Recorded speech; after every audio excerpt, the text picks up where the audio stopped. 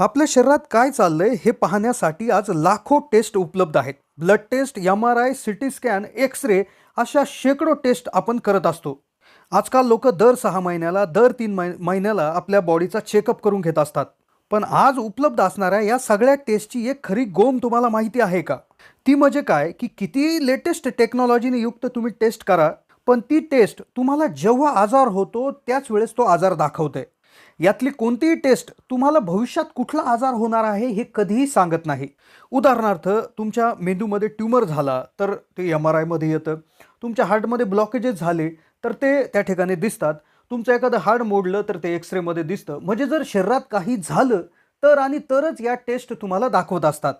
पण आयुर्वेदामध्ये 2000 वर्षापूर्वी एक अशी टेस्ट केली जायची, अशी चाचणी केली जायची की जी तुमचं शरीर निरोगी आहे की नाही हे तर सांगतेच, पण त्याचबरोबर भविष्यात तुम्हाला कुठले रोग येऊ शकतात याची देखील आयडिया तुम्हाला अगदी आधीच येत असते. सगळ्यात महत्त्वाचं म्हणजे ही आयुर्वेदिक टेस्ट करण्यासाठी ना तुम्हाला कोणतं मशीन लागतं आणि ना कुठला डॉक्टर लागतो. स्वतः तुम्हीच ही टेस्ट तुमच्या शरीराचं एक विशिष्ट निरीक्षण करून करू शकता. आणि तुम्ही कितपत निरोगी आहात, तुम्हाला कुठले रोग होऊ शकतात, भविष्यात निरोगी राहायचं असेल तर तुम्हाला काय करायला पाहिजे हे देखील सांगते ही 2000 वर्ष जुनी टेस्ट. तर व्हिडिओमध्ये आज आपण जाणून घेणार आहोत ही आयुर्वेदिक टेस्ट कशी करायची, कशा पद्धतीनं आपलं निरीक्षण करायचं आहे, आपण कितपत निरोगी आहोत कसं जाणून घ्यायचं आहे याविषयी डिटेल माहिती. तुम्ही कितीही लॅब टेस्ट करत असू द्या, कोणतीही लॅब टेस्ट तुमच्या शरीराचं खरं चित्र तुम्हाला दाखवत नाही. पण या छोट्याशा 8 टेस्ट, 8 चाचण्या ज्या तुमच्या शरीरावर तुम्ही स्वतःच करायच्या आहेत, त्या तुम्हाला तुमच्या आयुष्यात येणाऱ्या सर्व गोष्टींची माहिती आधीच देऊ शकतात. त्यामुळे अतिशय लक्षपूर्वक हा व्हिडिओ शेवटपर्यंत पाहत राहा. चॅनलला नवीन असाल तर जरूर सबस्क्राईब करा. तुमचं शरीर निरोगी आहे की नाही, भविष्यात कुठले आजार तुम्हाला होऊ शकतात हे समजून घेण्यासाठी एक अशी आयुर्वेदिक जुनी टेस्ट आम्ही तुम्हाला सांगणार आहोत की जी तुम्ही स्वतःच तुमच्या शरीराचं निरीक्षण करू शकता आणि तुमच्या आरोग्याविषयी लवकरच काळजी घेऊ शकता.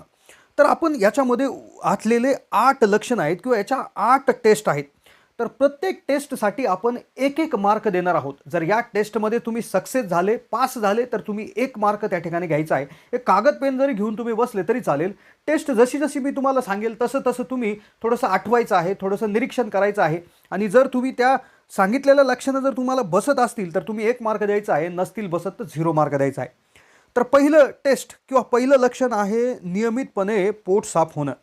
आता जेव्हा तुम्ही सकाळी उठता तेव्हा तुमचं पोट आपोआपच साफ व्हायला पाहिजे. तुम्हाला पोट साफ होण्यासाठी एखादं चूर्ण किंवा एखादी गोळी किंवा जास्त पाणी प्यावं लागतं का किंवा चहा प्यावा लागतो का की तुमचं पोट आपोआपच साफ होतं? जर तुमचं पोट तुम्ही झोपेतून उठल्या उठल्या लगेच जर साफ होत असेल, कुठलेही अतिरिक्त प्रयत्न न करता, तर तुम्ही समजून घ्यायचं आहे की तुम्ही ही टेस्ट पास झाला आहात. कागदावर तुम्ही या पहिल्या टेस्टसाठी 1 मार्क द्यायचा आहे. आणि जर तुमचं पोट हे नेहमी भरलेलं राहत असेल, सकाळी सकाळी तुमचं पोट साफ होत नसेल, तुम्हाला जर कुठली गोळी त्या ठिकाणी याच्यासाठी घ्यावी लागत असेल, तर समजून घ्यायचं आहे की तुम्ही या टेस्टमध्ये फेल झालेला आहात. कारण की तुमचं पोट जर दिवसाभरात जर कधी व्यवस्थित साफ झालं नाही तर याचा अर्थ तुम्हाला अपचनाचा त्रास आहे. लक्षात ठेवा, अपचन हे सर्व रोगांचं मूळ आहे.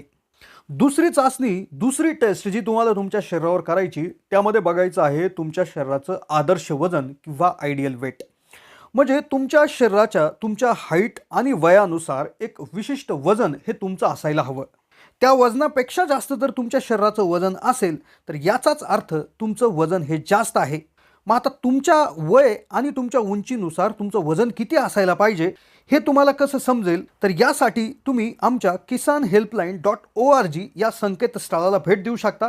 तिथे आम्ही एक विशिष्ट कॅल्क्युलेटर बनवलेलं आहे जे स्क्रीनवर तुम्ही बघू शकता. तिथे तुम्ही तुमची उंची आणि वय टाकून तुमचं वजन किती असायला हवं, आदर्श वजन किती असायला हवं हे चेक करू शकता. आता जर तुमचं वजन हे आदर्श वजना इतकंच तंतोतंत असेल तर तुम्ही या टेस्टमध्ये देखील पास झालेला आहात. दुसऱ्या टेस्टसाठी देखील तुम्ही 1 मार्क त्या ठिकाणी द्यायचा आहे. जर तुमचं वजन जर त्यामध्ये जास्त जर असेल तर तुम्ही या ठिकाणी 0 मार्क देऊ शकता. यानंतर तिसरी आणि सगळ्यात महत्त्वाची जी काय टेस्ट आहे ती म्हणजे मनाची प्रसन्नता. आता तुमचं मन नेहमी प्रसन्न राहतंय का? जगात काही चालू असू द्या, तुमचं मन जर प्रसन्न राहत असेल, दिवसाभरात तुम्ही लक्षात घ्यायचं आहे की दिवसभरात तुमचा मूड कसा असतो. दिवसाभरात तुम्ही जर 2-3 वेळा खळखळून हसत असाल लवकर सकाळी उठूनही तुम्हाला आळस येत नसेल, चिडचिड होत नसेल, तर समजून जा तुम्ही या देखील टेस्टमध्ये पास झाला आहात. पण या व्यतिरिक्त तुम्हाला कोणाच्याही बोलण्याचा त्रास होतोय, काम सांगितल्यानंतर राग येतोय, चिडचिडेपणा जाणवतोय, तर याचा अर्थ तुम्ही या टेस्टमध्ये फेल आहात. कारण की जर शरीरच व्यवस्थित आतून साफ होत नसेल, तर त्याचा परिणाम नक्कीच मनावर होत असतो. चौथी आणि अतिशय महत्त्वाची टेस्ट, जी म्हणजे खरी भूक लागणे. आता खरी भूक म्हणजे नेमकं काय? भूक तर भूकच असते. पण भूक ही 2 प्रकारची असते. एक असते खरी भूक आणि दुसरी असते मनाची भूक. मनाची भूक म्हणजे जेव्हा तुम्हाला एखादी चटपटीत किंवा गोड गोष्ट खायची इच्छा होते किंवा एखाद्या चटपटीत पदार्थ पाहिल्यानंतर तुम्हाला भूक लागते, तर ती भूक असते मनाची भूक. पण खरी भूक म्हणजे अशी, की सणकून भूक लागते ज्यावेळेस तुमच्यासमोर काहीही जरी ठेवलं, तरी देखील तुम्ही ते खात असता, तर त्यावेळेची असती खरी भूक. तर दिवसाभरात प्रत्येकाला 2 वेळा जर खरी सणकून भूक जर लागत असेल, तर या टेस्टमध्ये देखील तुम्ही पास आहात. पण याउलट जर तुमचं पोट नेहमी भरलेलं असं वाटतंय, पचन होत नाही आहे, पोटात जड-जडपणा जर वाटत असेल, तर याचा अर्थ तुम्ही या टेस्टमध्ये फेल आहात. 5वी टेस्ट जी करायची आहे ती म्हणजे आळसाच्या संबंधी. आता जर दिवसाभरात तुम्ही सकाळी 5 वाजल्यापासून रात्री 9-10 वाजेपर्यंत जर तुमच्या अंगात एनर्जी राहत असेल, कामाला कुठलाही म्हणजे जबरदस्त उत्साह राहत असेल, आळस किंवा थकवा येत नसेल, तर समजून जा तुम्ही या टेस्टमध्ये देखील पास झालेला आहात. पण जर याउलट तुम्हाला जर दिवसा झोप येत आहे, काम सांगितल्यानंतर चिडचिड होत आहे, थोडंसं सकाळी उठल्यानंतर तुम्हाला लगेच झोपावंसं वाटत आहे, तर समजून जा तुम्ही या टेस्टमध्ये फेल झालेले आहात. आता तुम्ही तुमच्या दिवसभराचं निरीक्षण करून तुम्ही जर यामध्ये पास असाल तर 1 मार्क द्यायचा आहे आणि जर तुम्ही याच्यामध्ये फेल असाल तर 0 मार्क द्यायचा आहे. 6वं आणि सगळ्यात महत्त्वाची टेस्ट म्हणजे एफर्टलेस मूव्हमेंट म्हणजे बिनदिक्कत हालचाल. तुम्हाला उठताना, बसताना, चालताना, एखादं वजन उचलताना जर कुठलाही त्रास होत नसेल, वेदना होत नसेल, तर समजून जा तुम्ही या टेस्टमध्ये देखील पास आहात. पण याउलट तुम्ही म्हणाल की वय झाल्यानंतर गुडघे, पाय दुखणे, हात दुखणे असं जर त्या ठिकाणी वाटत असेल, तर हे चुकीचं आहे. माणसाला कोणत्याही वयात कुठलीही मूव्हमेंट किंवा हालचाल करताना त्रास झालाच नाही पाहिजे. 7वं आणि सगळ्यात महत्त्वाची टेस्ट आहे नितळ त्वचा. आता त्वचा ही शरीराचा एक आरसा असते. शरीरात जर कुठल्याही रोगामुळे केमिकल्स तयार जर झाले, तर शरीर त्वचेवाटे ते बाहेर टाकत असतं. त्यामुळे त्वचेविषयी विविध विकार होत असतात. मग त्वचा जर तुमची नितळ असेल, स्पॉटलेस त्वचा असेल, तर समजून जा शरीरामध्ये कुठलेही आजार नाही आहेत.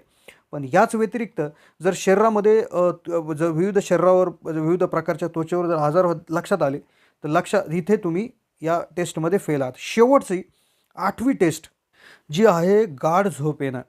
आता तुम्ही जेव्हा बेडवर पडता तर 5 ते 10 मिनिटामध्ये तुम्हाला झोप लागते.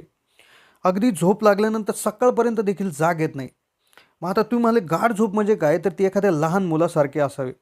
एखादं मूल आहे ज्यावेळेस ते झोपतं, त्याला एका ठिकाणाहून दुसऱ्या ठिकाणी जरी नेऊन झोपवलं, तरी देखील त्याच्या सकाळपर्यंत लक्षात येत नाही. अशा प्रकारची झोप याला म्हणतात गाढ झोप येणं.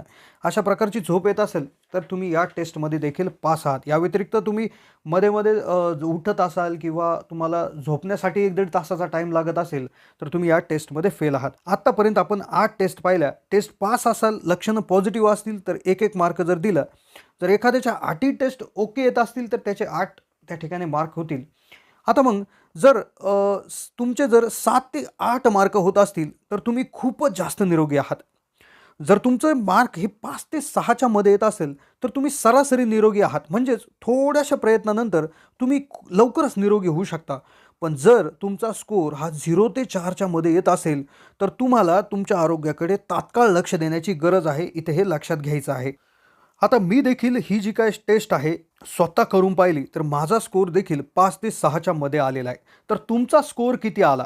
तुमच्या फॅमिलीचा किती स्कोर आलाय? तर हे देखील कमेंटच्या माध्यमातून कळवा. जास्तीत जास्त लोकांपर्यंत ही माहिती शेअर देखील करा. धन्यवाद.